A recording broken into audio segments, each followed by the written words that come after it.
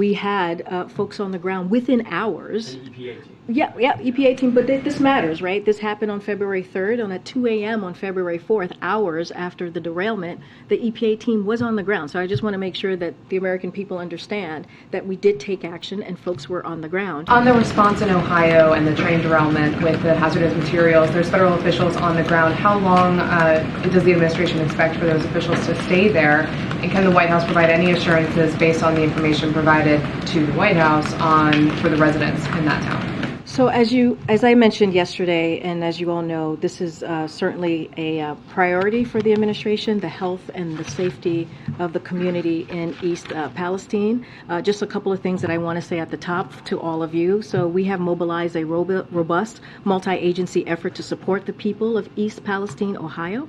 EPA is helping the state test the water and air, collect soil samples, and screen homes. The Department of Transportation is helping get to the bottom of what exactly happened, what led to the derailment. FEMA has been closely coordinating with the Ohio Emergency Management Agency and federal partners. The governor said just yesterday, asked just yesterday for public health support. And today, as we have announced, and I actually talked about this yesterday, how HHS and CDC were getting involved. And today, both those agencies announced they are deploying a team of medical personnel and toxicologists to conduct public health testing and assessment. So we are committed to supporting the people of Palestine every step of the way, and we are going to be on the ground helping them as long as it's needed. And also we're going to hold Norfolk Southern accountable as well. And we're seeing that accountability. We're already doing that process. I wanted to ask about the situation in Ohio. One thing that I don't know has been mentioned in the list of agencies that are involved, and maybe it's because you don't have visibility into it, is the Department of Justice. Is the effort to hold Norfolk Southern accountable also extend to potential criminal liability, or has that been ruled out based on the fact that DOJ is not on the list of agencies? So, as you know, there is an investigation underway, but we have done some things to hold Norfolk Southern accountable. Just a couple of things. EPA has secured Norfolk Southern's commitment to cover all the cleanup costs, which is incredibly important, and they're requiring the railroad to document the release of hazardous containments. There's also an active, as I said, investigation underway. Once the investigation is complete, the federal government will use all available and appropriate authorities to ensure accountability and improve all safety. So let's get the investigation going, see where it takes us. But already we are making sure that they are being held into account. Are there any plans for the president to visit Ohio in light of the train wreck? So as you know, the EPA Administrator Regan was there. He held a press conference just over 24 hours ago while he was in East Palestine. I just don't have anything to share about the president's schedule. As you know, he'll be in Poland the beginning of next week. Earlier today, when the White House released some background information on Ohio, one thing that was said by officials is that if Norfolk Southern backed off the commitment to pay for cleanup, then the administration would be prepared to issue a legally binding order to get reimbursed 3 times the amount.